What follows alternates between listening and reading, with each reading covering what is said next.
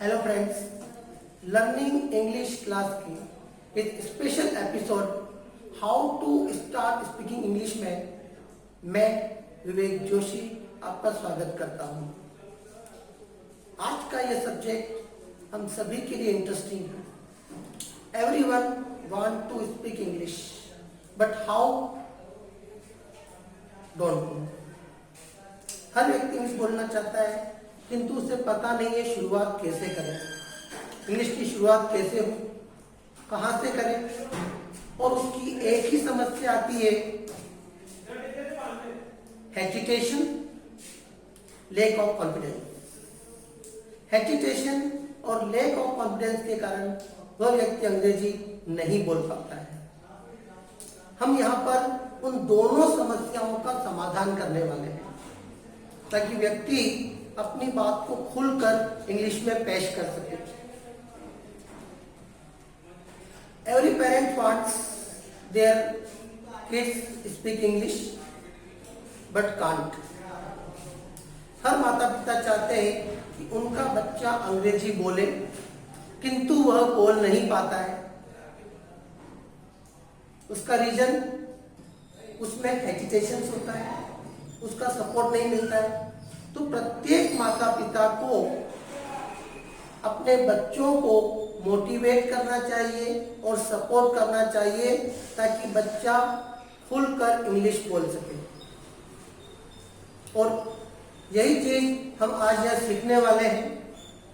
William Shakespeare ने कहा है, well begun is half done. यदि किसी कार्य की शुरुआत अच्छी होती है तो उसका अर्थ होता है कि हमने आधा कार्य पूरा कर लिया है। तो हम यहीं से हम इंग्लिश की शुरुआत करेंगे कि हमें इंग्लिश स्पीकिंग का प्रयोग कैसे करना है, उसकी शुरुआत कैसे हो। हम अपनी इंग्लिश स्पीकिंग की शुरुआत दैनिक बोले जाने वाले शब्दों से करेंगे। आप सबको इस बात का ध्यान रखना है कि हम दिन भर में कितने शब्द बोलते हैं और उन शब्दों के अंत का वर्ड क्या होता है। उसी के आधार पर आपको अपनी स्पीकिंग की शुरुआत करनी है। जैसे मैंने देखा है कि अक्सर हम लोग एक प्रकार के वाक्य ज्यादा प्रयोग करते हैं, मुझे खेलना है, मुझे पढ़ना है, मुझे देखना है, मुझे लिखना है। तो हमने क्या देखा कि इन शब्दों के लास्ट में ना है, नी है और ने है। ये शब्द हमारे शब्दों के लास्ट में आया। अब हम इसकी अंग्रेजी बनाने के लिए जो यूज करते हैं, सबसे पहले हमारा subject plus is, are, am plus to plus verb की फर्स्ट फॉर्म प्लस ऑब्जेक्ट। इस प्रकार से हमारा ये वाक्य बनेगा। अब देखिए हम कैसे वाक्य करेंगे इसका। मुझे खेलना है,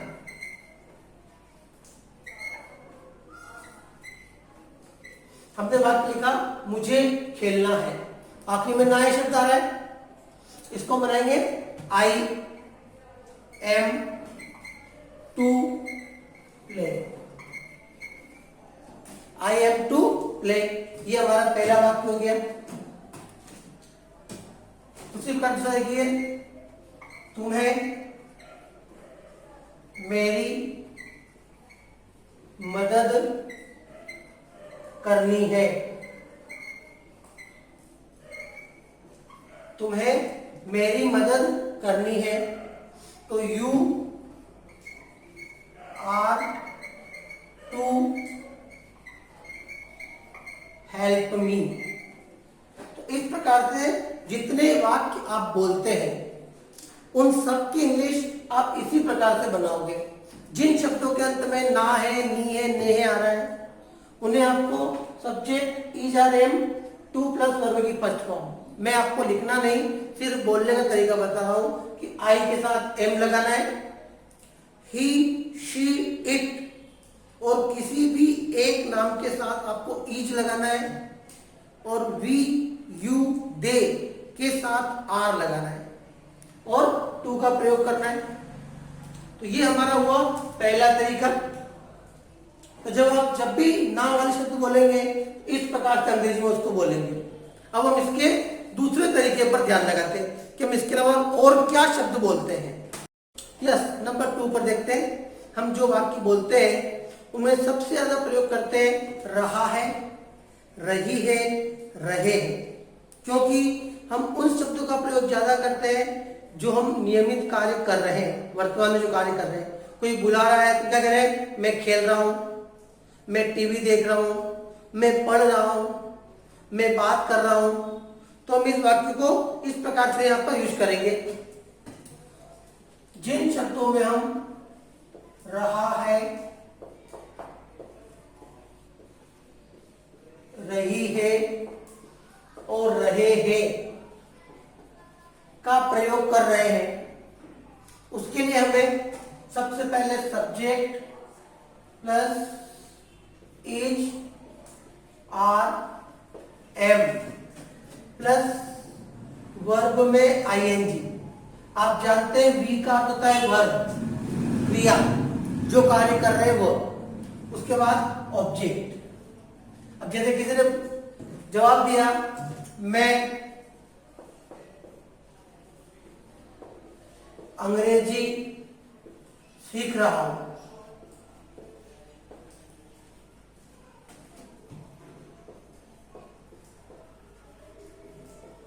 मैं अंग्रेजी सीख रहा हूं, तो आप इंग्लिश में कैसे बोलेंगे, I am learning, I am learning English.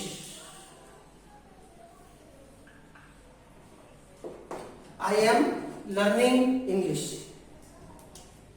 यह पहला वाक्य हुआ। इस प्रकार से आप बोलते हैं कि वह तुम्हें बुला रहा है। देखिए, वह तुम्हें बुला रहा है।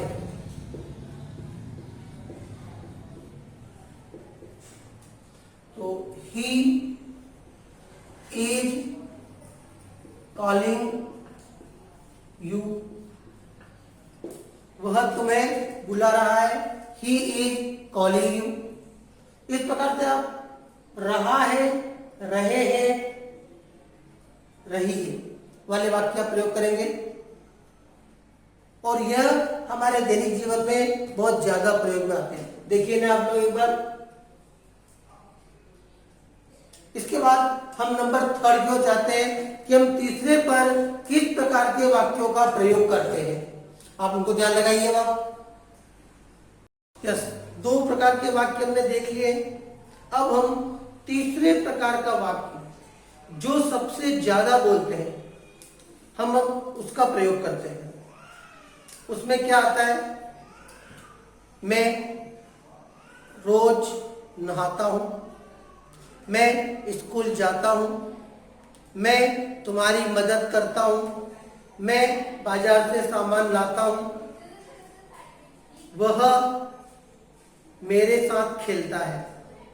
तो जो हमने लिखा है उन सभी वाक्यों के अंत में ता है, ती है, ते है, ये शब्द आ रहा है, ता है, ती है, ते है। अब जब इस वाक्य को बनाएंगे तो देखिए, सब्जेक्ट प्लस वर्ब की फर्स्ट फॉर्म और प्लस ऑब्जेक्ट। अब इसमें क्या होगा, आई, वी, यू, दे और एक से ज्यादा, एक से अधिक के लिए, जिसे हम कहते हैं बहुवचन। अब ये लिटरेरी लैंग्वेज हो गई है, मैं इसका प्रयोग न करते हुए अपनी जनरल भाषा बताता हूं। जब एक से ज्यादा व्यक्ति हो तब हम वर्ब की फर्स्ट फॉर्म यूज करते हैं। वर्ब की फर्स्ट फॉर्म प्रयोग करेंगे। और यदि इसके अलावा ही, शी, इट और एक, कोई भी एक नाम व्यक्ति या वस्तु हो, एक व्यक्ति, वस्तु,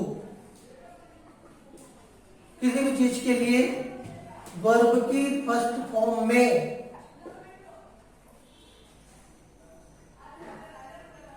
एस या ईएस लगाते हैं। जैसे आप देखिए, बताता हूं, वह मेरे साथ खेलता है। हमने एक वाक्य बोला है कि वह मेरे साथ खेलता है, तो इस वाक्य को मैं लिखता हूं, वह मेरे साथ खेलता है। अब ये तो लिखने का काम करना है, हम बोलते वक्त यूज करेंगे। वह के लिए अब तो हो गया ही। अब हमें ही के लिए वर्ब में एस या ईएस लगाना है, तो खेलना भी आता है प्ले। अब प्ले में लगाएंगे S, he plays with me. तो हमने ही के साथ एस ईएस लगाया। और इसी वाक्य को हम थोड़ा चेंज करते हैं, उल्टा कर देते हैं कि मैं उसके साथ खेलता हूं, मैं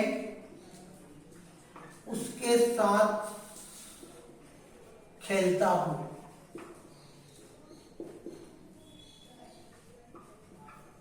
तो मैं क्या जाएगा आई।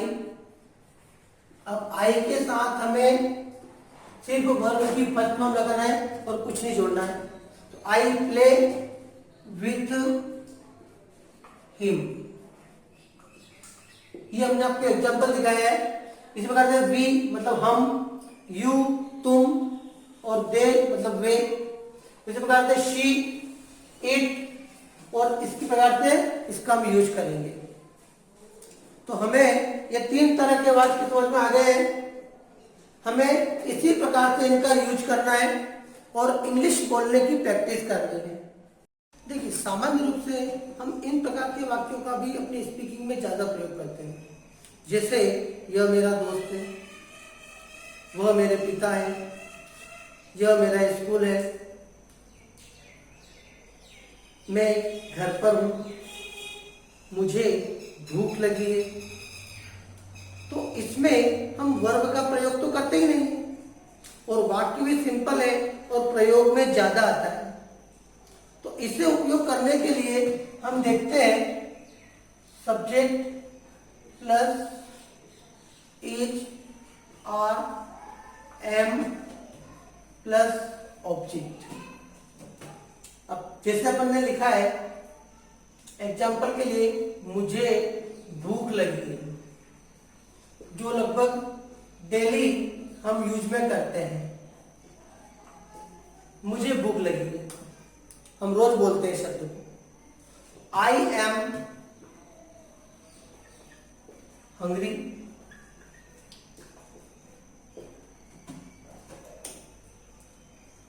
उसी प्रकार से उसे प्यास लगी है,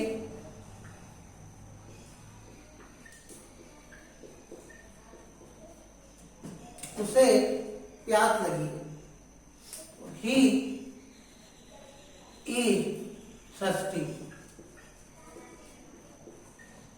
देखिए, ये हमारे दैनिक बोले जाने वाले वाक्य हैं। मैं घर पर हूं, मैं घर पर हूं। I am at home. उसी प्रकार से वह बाजार में है, he is in the market. तो यह भी हमारे दैनिक वाक्यों में आता है, हमें इसका प्रयोग भी करना है दैनिक जीवन में। तो इस प्रकार से जो वाक्य हम रोज उपयोग करते हैं उनका तो हमें वाक्यों में इंग्लिश में प्रयोग करना ही है। हम सुझाव और अनुमति का प्रयोग ज्यादा करते हैं, सजेशन एंड परमिशन। अब यहाँ पर मैं मॉडल वर्ब में माइट के कुन की बात नहीं कर रहा हूं, मैं उसके अलावा इंग्लिश में सामान्य रूप से बोले जाने वाले वाक्यों की बात कर रहा हूं, और उसके लिए हम लोग यूज करते हैं लेट का। लेट का प्रयोग परमिशन के लिए, मीन्स अनुमति।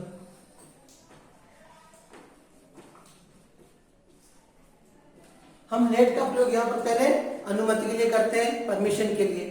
फिर किस प्रकार से इसका प्रयोग किया जाता है, जैसे हम कहते हैं उसे खेलने दो, उसे खेलने दो, दैट्स क्लियर। तो यहां पर इसके लिए सीखेंगे, अब चला जाएगा हमारा लेट। अब उसे के लिए आएगा हिम या हर, जो भी लिखता हूं। उसके बाद खेलना, प्ले, लेट हिम प्ले, उसे खेलने दो, मुझे जाने दो।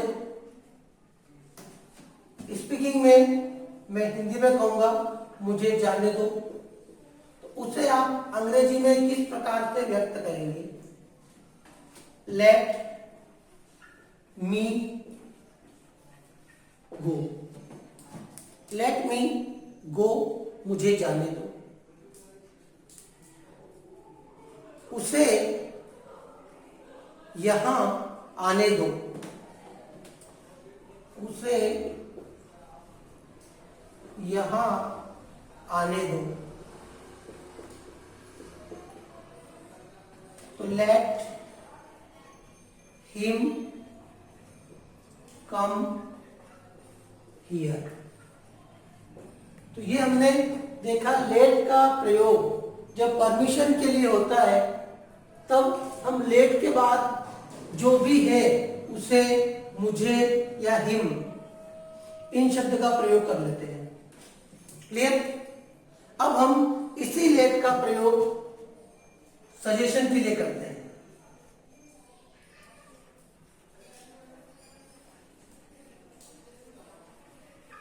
सजेशन मीन सुझाव। हम लेट का प्रयोग अब सुझाव के लिए करेंगे। तो लेट के प्रयोग के अंदर थोड़ा सा चेंज आ जाता है। इसमें लेट के साथ अस का प्रयोग करते हैं, लेट अस, जिसे शॉर्ट में कहते हैं लेट्स। अक्सर लेट्स बोलने में आता है, जिसे हम कहते हैं आओ, बैठे, आओ बैठे। सजेशन के लिए हमने सुझाव दिया है, आओ बैठते हैं, आओ बैठे। इसकी इंग्लिश जाएगी लेट्स सिट, आओ बैठे, लेट्स सिट, आओ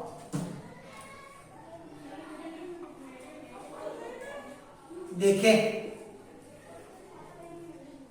तो जाएगा लेट्स सी। इस प्रकार से हम लेट शब्द का प्रयोग करते हैं। तो हमने देखा है कि हम डेली यूज के लिए इस प्रकार के वाक्य का प्रयोग ज्यादा करते हैं जो हमारे लिए उपयोगी होते हैं, और इनसे हम अंग्रेजी बोलने की शुरुआत करेंगे, और इनमें हमें किसी प्रकार की कोई तकलीफ नहीं होगी। इसके अलावा आपको यह भी ध्यान लगाना है कि आप और कितने प्रकार के वाक्य डेली यूज में बोलते हैं, उन्हें भी हम अंग्रेजी में बोलेंगे। तो आज का ये वीडियो मैंने सिर्फ स्पीकिंग इंग्लिश के लिए बनाया है। इसका उद्देश्य है आप घर पर रोज हिंदी वाक्यों के साथ साथ इंग्लिश वाक्यों का प्रयोग करें, और सभी पेरेंट्स अपने बच्चों को सिखाने के लिए खुद इंग्लिश के सेंटेंस यूज करें, क्योंकि बच्चे हमेशा बड़ों की नकल करते हैं, बड़ों से सीखते हैं। अतः बड़े बोलेंगे तो बच्चे अपने आप आपसे सीखकर इंग्लिश बोलने का प्रयोग करेंगे। यदि आज के इस वीडियो में आपको कुछ समझ में आया हो तो आप मेरे चैनल को सब्सक्राइब करें, लाइक करें, कमेंट करें और शेयर करें। Thank you very much.